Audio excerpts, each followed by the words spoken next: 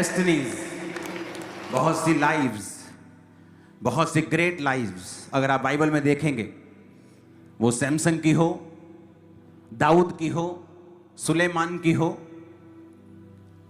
बहुत सी ग्रेट महान जो जिंदगियां हैं वो व्यभिचार ने खराब की हैं। आज जो वचन आप सुनेंगे, अगर आप उसे मानेंगे, मैं आपको बताता हूं, आप बहुत सी शारीरिक, मानसिक, फाइनेंशियल बीमारियों से, तकलीफों से आप बचे रहेंगे। मैं आपको बता रहा हूं। पहला यूहन्ना 2 उसकी 16, मत्ती 6 उसकी 22 और 23, अय्यूब 31 उसकी 1, नीति वचन 27 उसकी 20 आयत, मत्ती 5 उसकी 28 आयत। आज के वचन का शीर्षक है मत्ती 6 उसकी 22 आयत का, शरीर का दिया आंख है। अपने पड़ोसी को बोलो, शरीर का दिया आंख है। आपकी स्क्रीन के ऊपर ये मैसेज आ रहा है। आपने एक लैंप देखा हुआ है। ये लैंप का मतलब है कि शरीर का जो लैंप है, शरीर को जो रोशनी देने वाली चीज है, वो आपकी आंख है। तो शरीर का दिया आंख है। The I is the lamp of the body.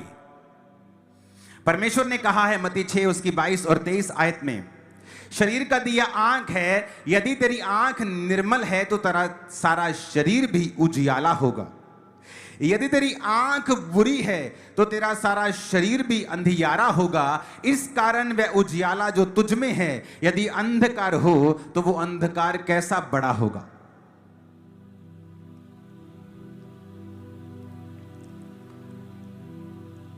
एक औरत को मैं जानता हूं जो उम्र में मुझसे थोड़ी सी बड़ी थी। जब हम मसीह में आए तो वो भी एक लड़की थी और मैं भी एक लड़का था, तब परमेश्वर में आए। मैं आपको बताता हूं कितना सीरियस है आंखों को कंट्रोल में ना करना। Very serious.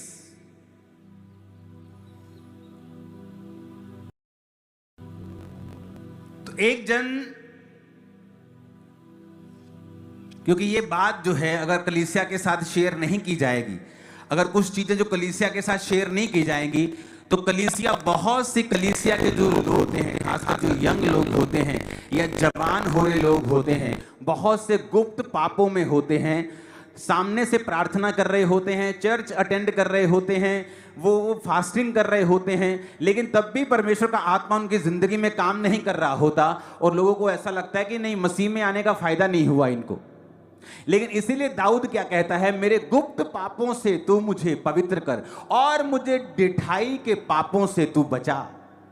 तो गुप्त पाप जो होते हैं उन्हें लोग नहीं जानते, उन्हें लोग नहीं जानते, उन्हें आपकी फैमिलीज नहीं जानती। वो गुप्त पाप आप उन्हें जानते हैं। और दाऊद ने स्पेशल कहा, उसने कहा मेरे गुप्त पापों से तू मुझे बचा के रख, मुझे पवित्र कर, मुझे छुड़ा मेरे गुप्त पापों से।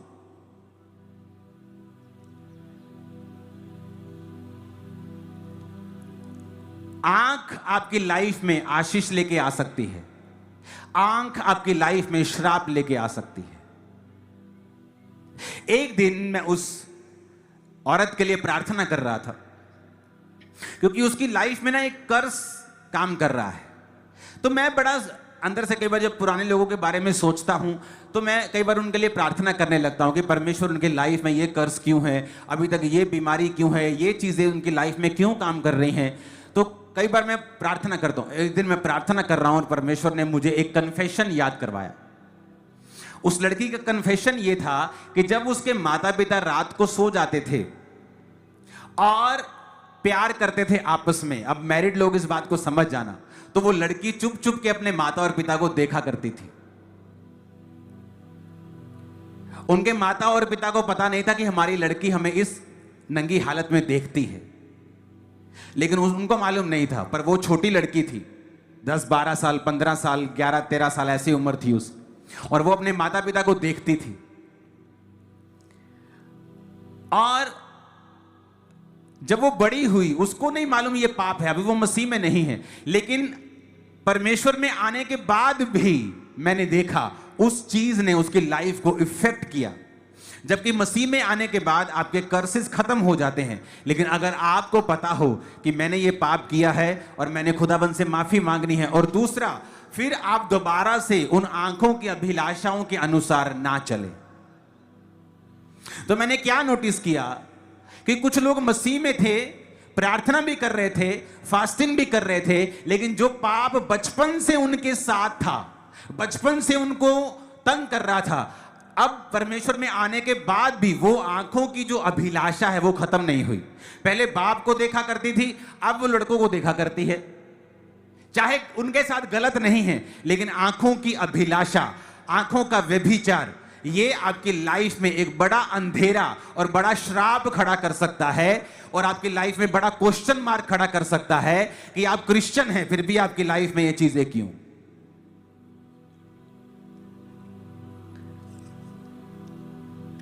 नीति वचन 27 उसकी 20 में लिखा है, अधोलोक और विनाश लोक वैसे ही मनुष्य की आंखें हैं जो तृप्त नहीं होती। पहला यूहन्ना 2:16 में लिखा है, जो कुछ संसार में है अर्थात शरीर की अभिलाषा, आंखों की अभिलाषा और जीविका का घमंड, वह पिता की ओर से नहीं परंतु संसार की ओर से, शैतान की ओर से है। अगर आपकी आंख आपके काबू में नहीं है, आपका शरीर आपके काबू में नहीं हो सकता। जीसस ने कहा, यदि तेरी आंख निर्मल है, तेरा शरीर उजियाला है। यदि तेरी आंख बुरी है, तो वो अंधकार जो तेरे जीवन में होगा, सोच कितना बड़ा होगा।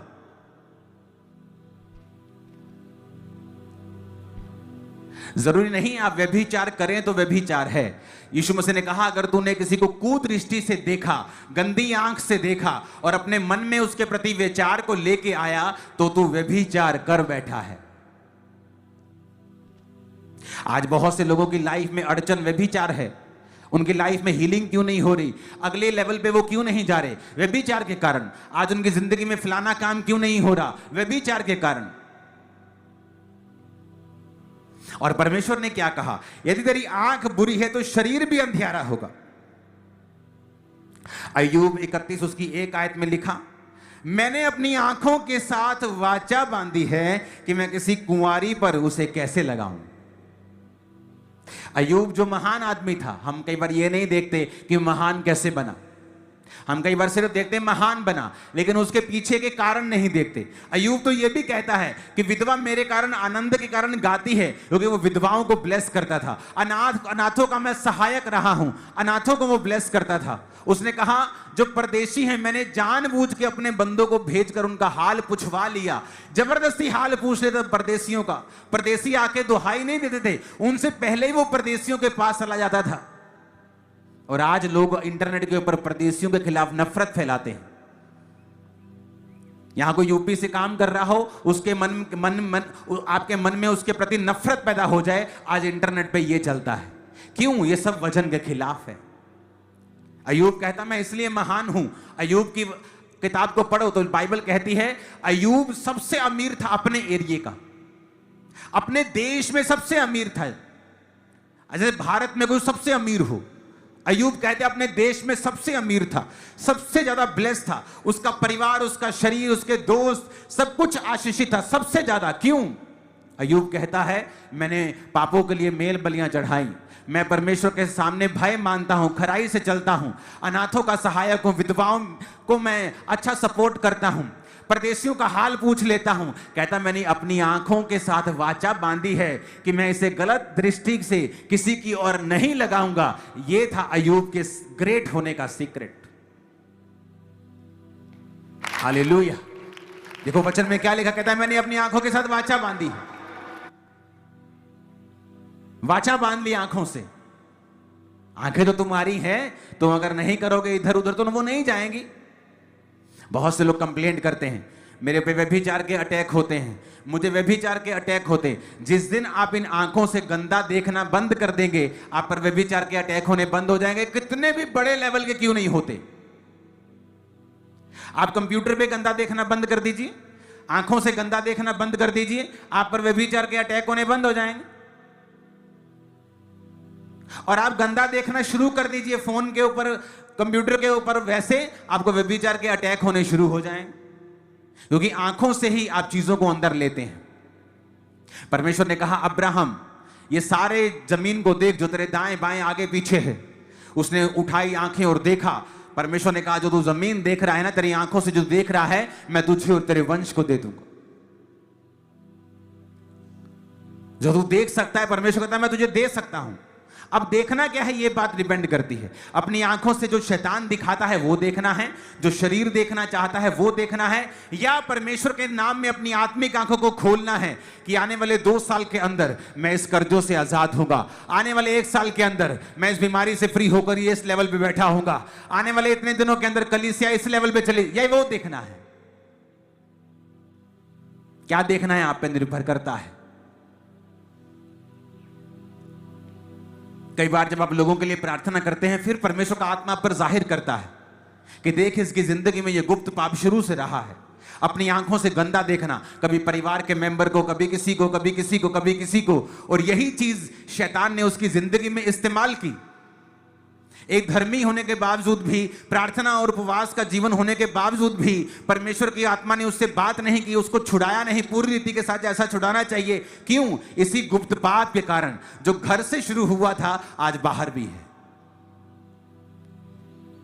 कितने मेरी बात को समझ रहे हैं? उसने कहा, मैंने अपनी आंखों के साथ वाचा बांधी है कि मैं इसे किसी पर नहीं लगाऊंगा। अधोलोक, विनाश लोक और मनुष्य की आंखें कभी तृप्त नहीं होती, वचन कहता है। आप एक बार देखेंगे, 2 बार, 3 बार, 4 बार, ये कभी तृप्त नहीं होंगे। ऐसा नहीं कि एक बार देख लिया तो बोले कि बस हो गया। बार बार जितना आप उसे देखते जाएंगे, अभिलाषा उतनी बढ़ती जाएगी, शैतान का काम उतना बढ़ता जाएगा, और जितना आप इसे कंट्रोल करते जाएंगे, आपकी लाइफ में उतना ही परमेश्वर का काम होता जाएगा, उतना ही जीवन में कंट्रोल आता जाएगा, चीजें बस में आनी शुरू हो जाएंगी। आपकी आंखें आपके वश में नहीं, जीवन आपके वश में नहीं होगा। आपकी आंखें आपके वश में नहीं, आपके चारों ओर जो आपके पास हो रहा है आपके वश में नहीं होगा। आपकी आंखें, आपकी स्पिरिट आपके वश में आ गई, आप अपने चारों ओर की चीजों को अपने वश में कर सकते हैं। कितने मेरी बात को समझ रहे हैं?